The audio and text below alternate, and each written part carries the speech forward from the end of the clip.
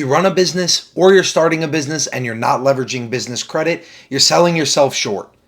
I'm going to tell you today everything you need to know from zero business credit, zero understanding of business credit, all the way to functioning plan and an exact roadmap for how you should look to build and then utilize business credit for funding, for rewards, and just for maximizing the returns that your business is going to make for the purchases that it was already planning on doing.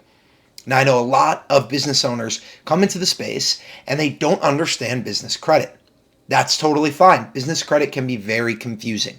Now, the reality with business credit is that it is a very powerful tool if it is used correctly. So the first thing I need to say, I would be doing you all a disservice if I didn't say, is do not use credit if you are not financially responsible. You should not be spending money that you do not have. And if you are not financially responsible enough to purchase things and pay said things off, you will never be able to out-invest or out-return the credit card debt, the consumer debt that you will inevitably put yourself in by over-leveraging yourself on credit. Now that we've cleared that up, what that means, short and sweet, is if you do not know how to handle yourself financially, and if you do not know for sure that you're going to be able to pay back the money that you are spending on credit, do not use credit. It is not for you. Now, for everyone who is still left, let's talk about how we can leverage business credit, and let's talk about where we start. If you're watching this video and maybe you've never started a business before, or maybe you've had multiple businesses but you've never dabbled into business credit before, let's talk about a few key distinguishing features among different types of business credit.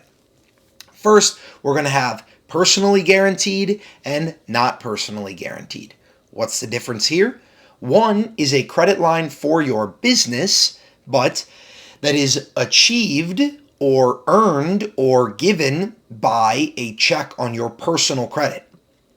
What this means is that your credit worthiness is not determined by your business itself, but rather by yourself as an individual, and you are personally guaranteeing that if they give you X amount of money for your business, regardless of whether your business is successful or not, you personally are responsible for paying back that debt to the credit card company, okay? The debt does not die with the business if the business fails. The debt is yours because you have personally guaranteed it. Now we have a non-personal guarantee, or a card that is strictly for and based on the business. In this event, if the business went belly up or declared bankruptcy, the debt would be absolved with the business. Now, if you are brand new in the business world, you are not going to be able to get business credit that does not have a personal guarantee 9 times out of 10. And let me explain why.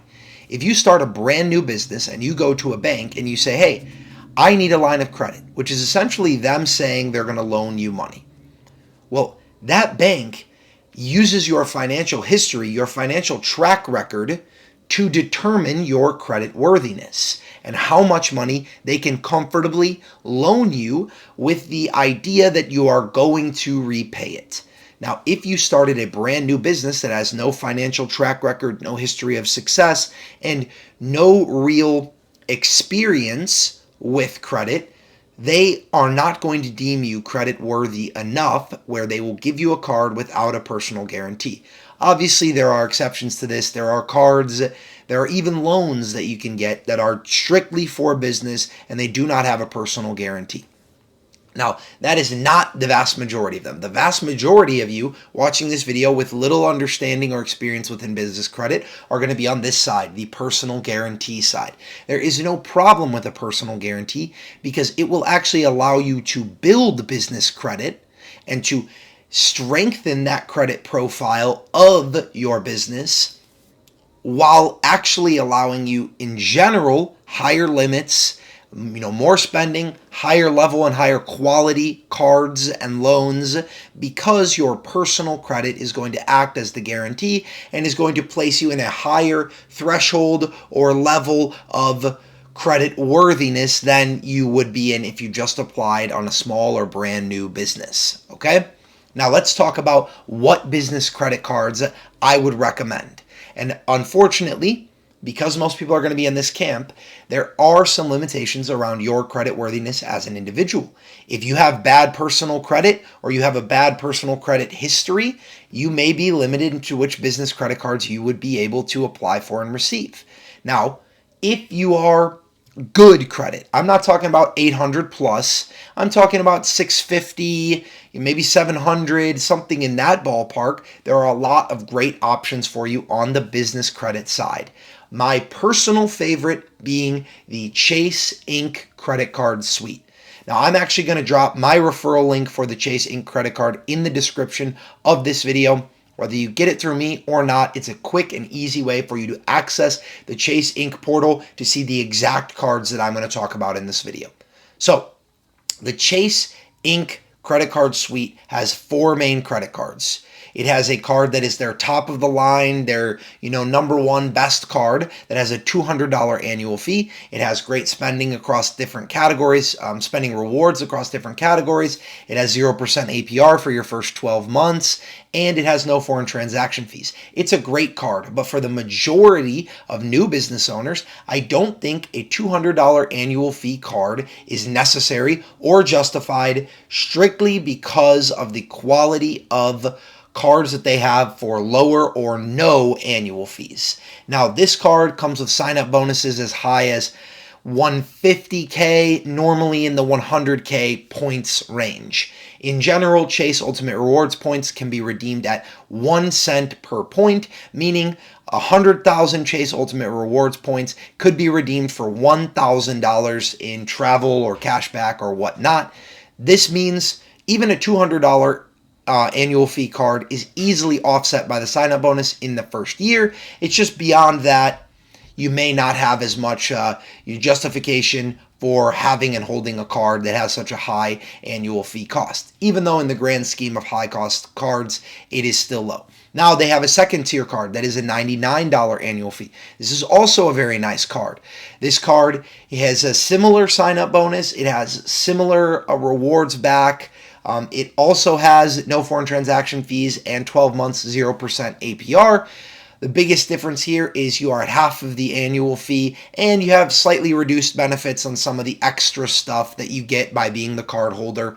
I still think it's a great card. However, I do think that card gets kind of lost in the middle because beneath that card, there are 2 Chase Ink cards that I want to talk to you about today. The first one being the Chase Ink Business Cash and the Chase Ink Business Unlimited. Now, both of these cards have some very key features that I think make them an ideal business starter card for someone trying to establish, develop business credit, and do so in a way that is responsible and without carrying a lot of annual fee and really without changing anything that they're doing at all other than just putting spend on a credit card strategically.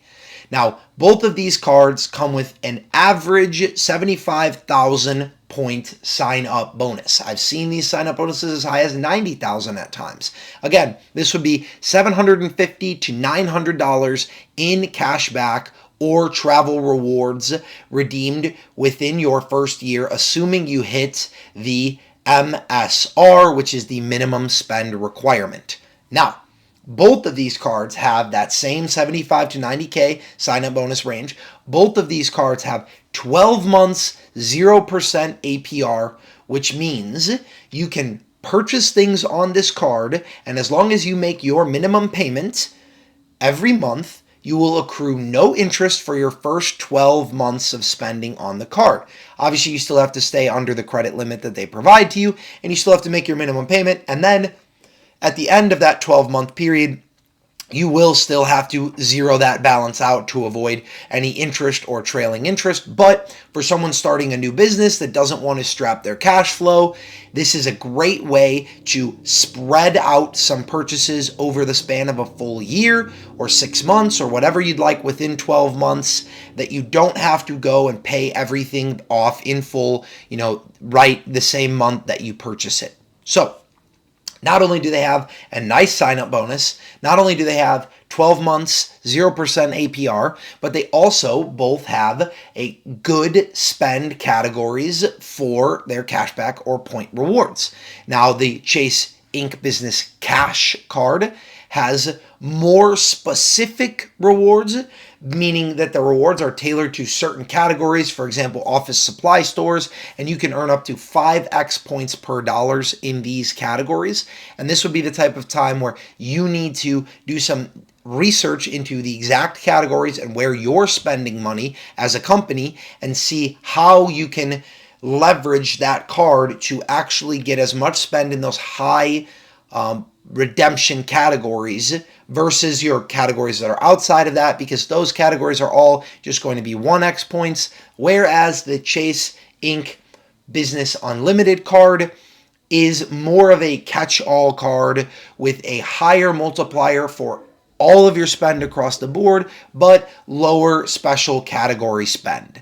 So now, not only do these cards have great 12-month 0% APR periods, great spending categories to give you rewards, excellent sign-up bonuses to reward you for hitting your MSR or minimum spend requirement, which, for example, I believe on most of these cards is $6,000 in spend within your first 3 months, which means you only have to be at a point where your business is spending $2,000 a month. Obviously, you don't want to be forcing spend to get up to that point. That's not the goal here. The goal here is that your business is already spending that much money every month, or has some large expenses that you can put on there to help you hit that minimum spend requirement within that 3-month period. But finally, these cards also have $0, yes, $0 free, no annual fee for ownership. Now, why this is so important is because not only does this card have no annual fee, but it also can be opened more than one time. You can actually open multiple of both of these free Chase Inc. business cards, and you can re-earn your sign-up bonus just like you did after the first one. Now, there's conflicting literature around the exact cadence at which you can do this, so I'm not going to speak on that exactly, but I can tell you that I have multiple of both the Chase Inc. Business Unlimited and Chase Inc. Business Cash cards that I have received sign-up bonuses for, and I have ever increased my business's credit limit and spending ability. Now, all of these cards are going to have a personal guarantee for the vast majority of people. That means your personal credit is going to be checked, and there will be an inquiry on your personal credit because they will run it, a hard check or a hard pull to see your credit worthiness before extending you a line of credit here. But that card does not report onto your personal credit. Only the inquiry will report. The month-over-month usage of that card does not report. It does not go against your debt-to-income ratio. It doesn't have any forbearance on your credit score aside from the initial inquiry, or if you default on the card, because again, it has a personal guarantee. So if you default or don't pay the card off, it will negatively affect your personal credit.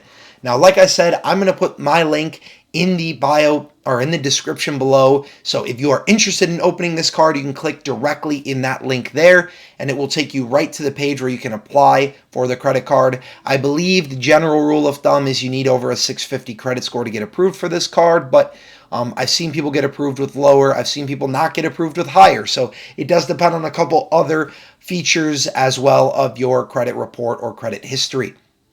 Now, aside from these cards, another great family of business credit cards is the American Express family. Now, the Amex business cards are great, but most of them play in a completely different ballpark.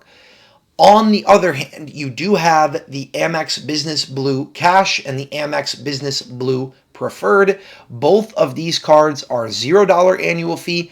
Both of these cards oftentimes come with 12 months 0% APR financing on purchases and normally come with decent sign-up bonuses, smaller than the Chase ones, but still nonetheless are great no annual fee cards, especially if you are keen on building a banking relationship with American Express. They also have a few more of the slight cardholder benefits, and some of their spend categories are different or higher than Chase cards, so you can do some research there as well.